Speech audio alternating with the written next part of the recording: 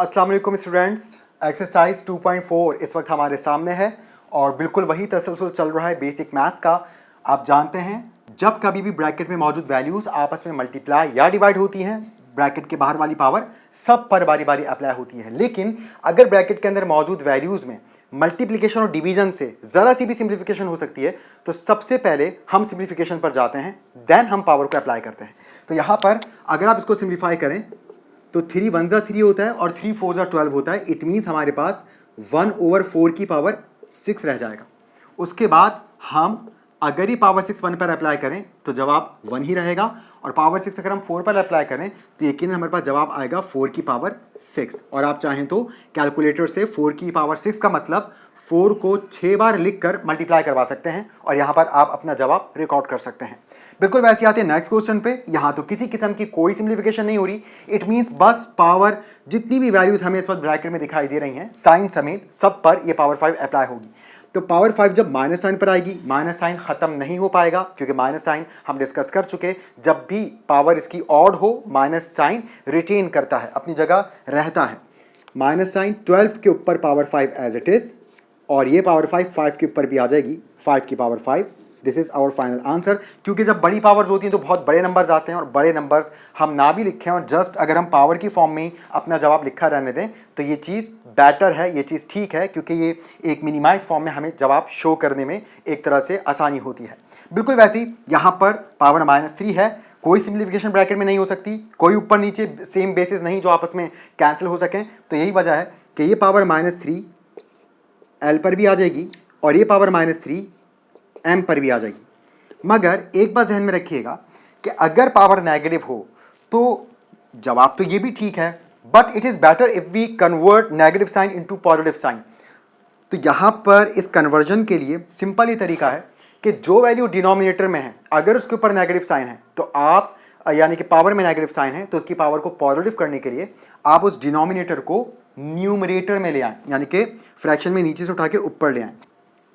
और अगर negative power numerator में है यानी कि फ्रैक्शन में ऊपर है तो ऊपर से उठा के उसको आप नीचे ले आएं, तो जो पावर्स हैं वो खुद ब खुद हमारे पास नेगेटिव से पॉजिटिव हो जाएंगी। तो यहाँ पर हमें m की पावर को भी पॉजिटिव करना होगा और l की पावर को भी पॉजिटिव करना होगा। m की पावर को पॉजिटिव करने के लिए ऊपर ले जाएंगे यानी कि m³, l की पावर को पॉजिटिव करने के लिए नीचे ले आएंगे तो बन जाएगा l³ और ये हमारे पास फाइनल आंसर होगा। इसको हम रेसिप्रोकल लेना नहीं कहते, क्योंकि याद रखिएगा रेसिप्रोकल का मतलब होता है जस्ट फ्लिप द फ्रैक्शन, यानी कि रेसिप्रोकल होता है basically multiplicative inverse.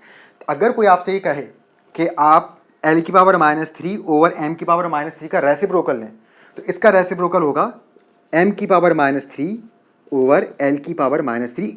This is it's reciprocal. क्योंकि याद रखिएगा रेसिप्रोकल जस्ट मल्टीप्लिकेटिव इनवर्स होता है। रेसिप्रोकल में हम कभी भी बेसिस की पावर्स को तब्दील नहीं करते, और रेसिप्रोकल में ये ज़रूरी होता है कि हम न्यूमरेटर को डिनोमिनेटर में ले जाएं और डिनोमिनेटर को न्यूमरेटर में लेकर आएं। लेकिन जब हम पावर्स का साइन तब्दील करना चाहते हैं तो ये बिल्कुल भी ज़रूरी नहीं होता कि हम न्यूमरेटर को डिनोमिनेटर, डिनोमिनेटर को न्यूमरेटर बनाएं। फॉर एग्जाम्पल अगर यही सवाल ऐसे लिखा होता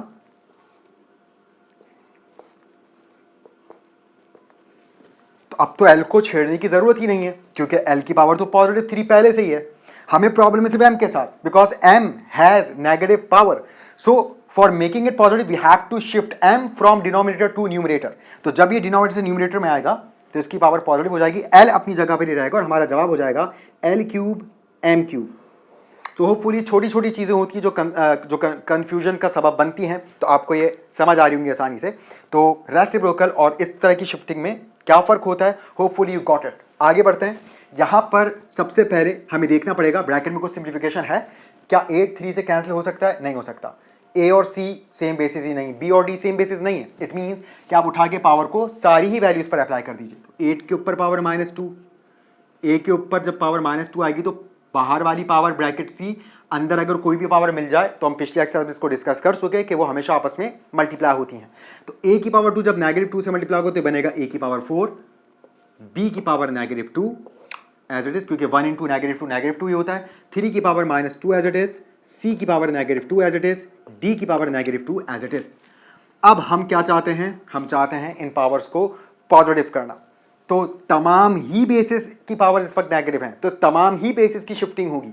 जो भी बेसिस न्यूमिनेटर हमें वो डिनोमिनेटर में लानी पड़ेंगी और जो भी बेसिस डिनोमिनेटर में है वो न्यूमिनेटर में लेके जानी पड़ेंगी। तो यहाँ पर 3c और d जब ऊपर आएंगे तो 3 की पावर 2, c की पावर 2 और d की पावर 2 हो जाएगा। और वहां से जब 8a और b नीचे आएंगे तो 8 की पावर +2 हो जाएगी, a की पावर +4 हो जाएगी और b की पावर +2 हो जाएगी। तो फाइनली ये हमारे पास इसका आंसर है। और आप चाहें तो नेक्स्ट स्टेप में मजीद उसको सिंप्लीफाई करके लिख सकते हैं।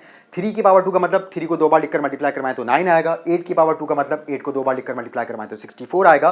तो आप इस तरह से इसको जवाब में लिख सकते हैं। 3 स्क्वायर मतलब 9, 9c² d², 8 स्क्वायर मतलब 64, 64 a4 d²। बिल्कुल वैसे ही बढ़ते हैं नेक्स्ट क्वेश्चन पे। यहाँ पर भी अगर आप देखें तो ऊपर नीचे कोई बेस सेम नहीं है कि आप पावर्स को सब्ट्रैक्ट कर सकें। यहाँ पर भी सिंपल, जो भी ब्रैकेट के बाहर पावर मौजूद है वो ब्रैकेट के अंदर आएगी और जितनी भी वैल्यूज हैं सभी पर बारी बारी मल्टीप्लाई होगी। तो जब ये पावर 6 2 पर आएगी तो ये हो जाएगा 2 की पावर 6, a पर आएगी तो पहले से मौजूद पावर से मल्टीप्लाई, 4 × 6 24। जब ये पावर b पर आएगी तो 3 × 6 18। जब ये पावर c पर आएगी तो 4 × 6 24। जब ये पावर 3 पर आएगी तो 3 की पावर 6। जब ये पावर l² पर आएगी तो 2 की पावर 6, 2 × 6 12। जब ये पावर v पर आएगी, v की पावर 1 है, 1 6 6। जब ये पावर w³ पर आएगी तो 3 6 हो जाएगा 18। मजीद अगर आप चाहें तो 2 की पावर 6 और 3 की पावर 6 को भी कैलकुलेटर से कैलकुलेट करके यहां पर आप मोस्ट सिंप्लीफाइड फॉर्म में अपना जवाब रिकॉर्ड कर सकते हैं।